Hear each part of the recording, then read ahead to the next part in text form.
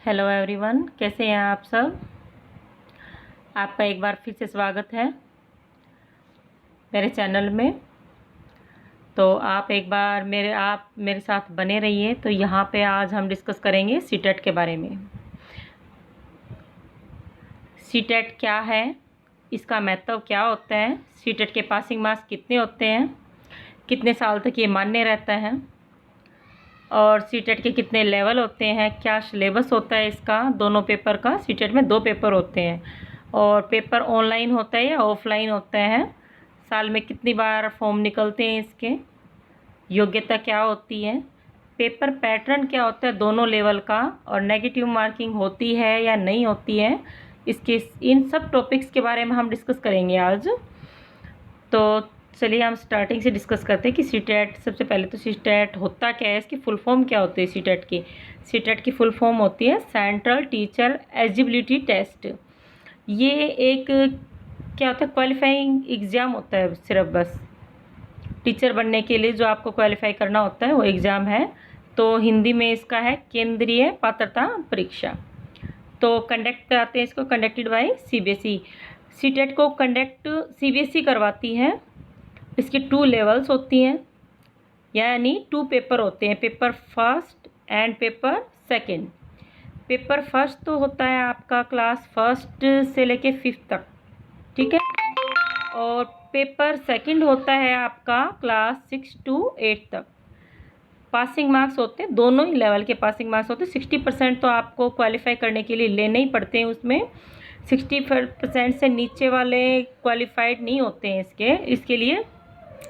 तो और जो इसकी योग्यता होती है, योग्यता अब हम डिस्कस करेंगे इसकी योग्यता के बारे में कि योग्यता क्या होती है इसकी।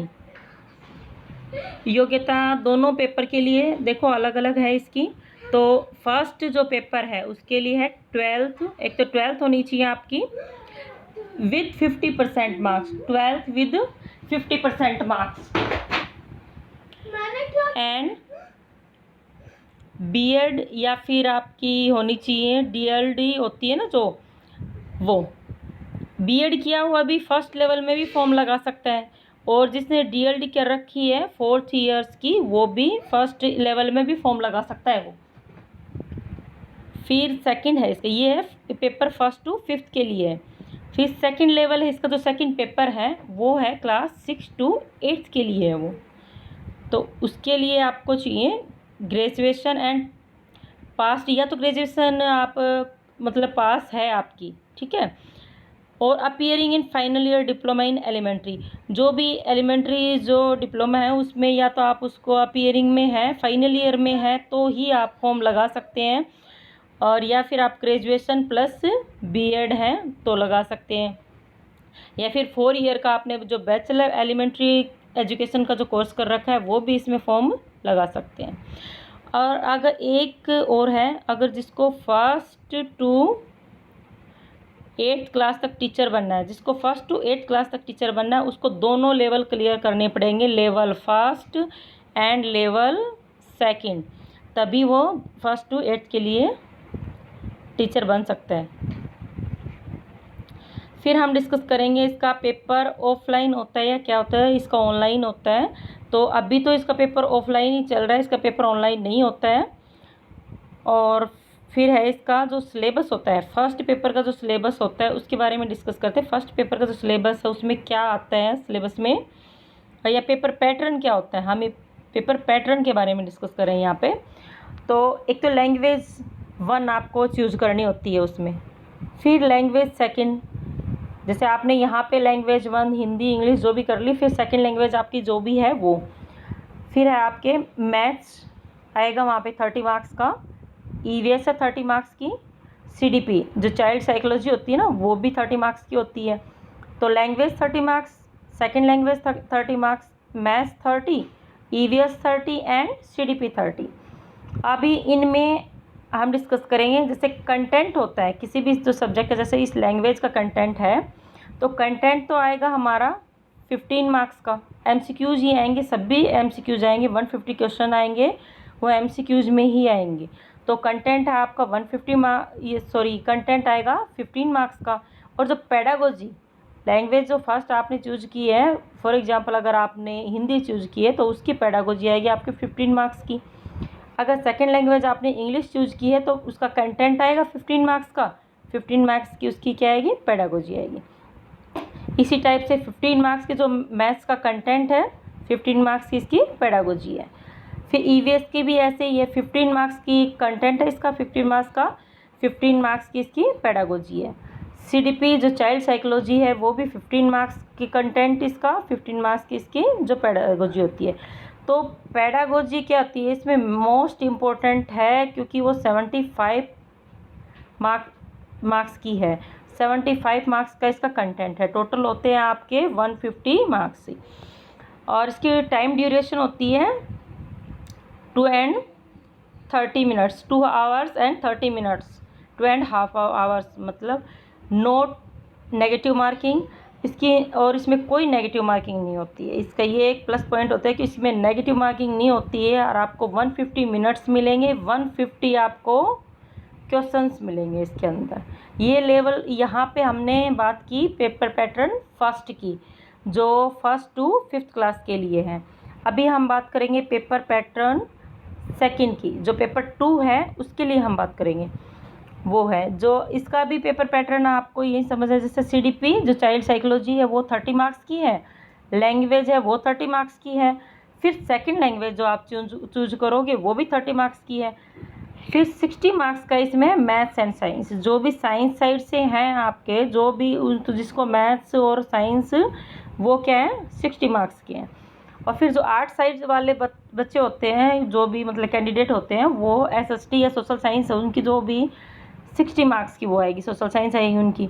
तो यहाँ पे भी 30 30 30, और यहाँ पे इन दोनों में से आपको 1 ही चूज करना है। साइंस वाले ये करेंगे, मैथ्स एंड साइंस करेंगे, और जो आर्ट्स वाले हैं वो किसको, सोशल साइंस को चूज करते हैं। तो यहाँ पे भी ये भी आपके बनते हैं 150 मार्क्स बनते हैं। तो अभी इनका हम समझेंगे पासिंग मार्क्स जो है इनकी वो क्या है, पासिंग मार्क्स कैसे होते हैं। पासिंग मार्क्स है इनके जो जनरल जो कैटेगरी के हैं टोटल 150 हैं, जनरल ओबीसी एसटी जो पेपर तो आपका 150 का ही आएगा दोनों लेवल में।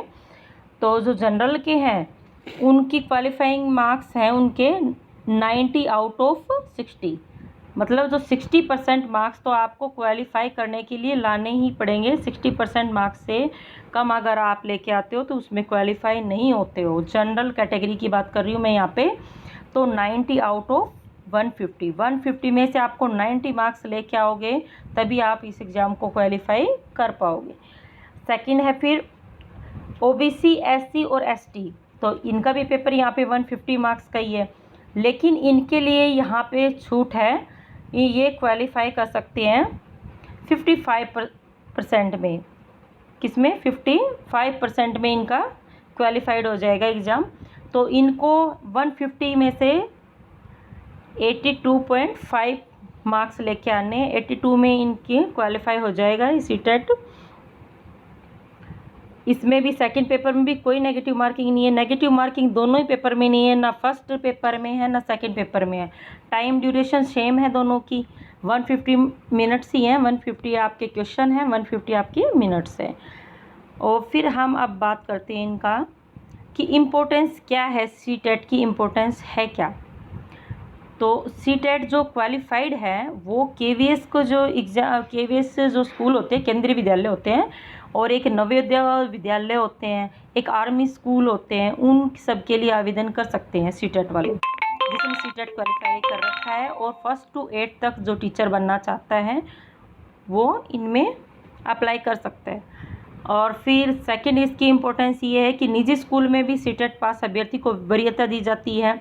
जो जिसने सी टेट की हुई है वो भी प्राइवेट स्कूल में भी उनको क्या करा जाता है, वरीयता दी जाती है। फिर है जो नई शिक्षा नीति के तहत भी टेट परीक्षाओं को अनिवार्य कर दिया गया है, तो यहाँ पे भी आपको टेट ज़रूरी हो गया है नई शिक्षा नीति के तहत भी। फिर इनकी वैधता, अब इसकी बात करेंगे, जो वैलिडिटी क्या है इसकी। एक बार अगर हम सी टेट कर लेते हैं तो उसकी वैलिडिटी होती क्या है, उसकी वैलिडिटी है 7 वर्ष, उसकी मतलब 7 ईयर्स है वैलिडिटी। 7 ईयर्स के बाद आपको दोबारा करना होता है। अगर आपको गवर्नमेंट जॉब लेनी है तो 7 ईयर के बाद इसकी वैलिडिटी जब ख़त्म हो जाएगी तो आपको इसको दोबारा करना होगा। और अगर आप प्राइवेट जॉब में हैं तो आई थिंक इसकी ज़रूरत नहीं है। अभी एक डिस्कस और कर लेते हैं हम, जैसे सी टेट है और जो स्टेट लेवल की जो टेट है उनमें डिफरेंस क्या होता है। जैसे फॉर एग्जांपल हम आई टेट ही लेते हैं और एक सी टेट है। आई टेट से ये होगा कि आप जैसे राजस्थान की जितनी भी गवर्नमेंट टीचर्स की जो वैकेंसी निकलेंगी आप उनमें अप्लाई कर सकते हो। आई टेट का ये है। और सी टेट का है कि जितने भी केंद्रीय विद्यालय हैं, नवोदय विद्यालय हैं, आर्मी स्कूल्स हैं, और वहाँ पे आप सब में अप्लाई कर सकते हो। अगर आपने सी टेट किया हुआ है तो वहाँ पे आप अप्लाई कर सकते हो इनके लिए। तो ये थी आपकी सी टेट के बारे में छोटी सी जानकारी। आई होप आपको पसंद आई होगी, और अगर फिर भी आपके कोई डाउट रहते हैं कमेंट बॉक्स में ज़रूर बताएं। Thank you everyone. अगर आपको वीडियो पसंद आया तो लाइक एंड सब्सक्राइब ज़रूर करें। मैं आपके साथ ये छोटी छोटी जानकारी लेके आती रहूँगी। ज़्यादा टाइम आपका वेस्ट नहीं करते हुए कम समय में पूर्ण जानकारी देने की कोशिश करती हूँ। आई होप आपको ये पसंद आया होगा वीडियो। Thank you everyone.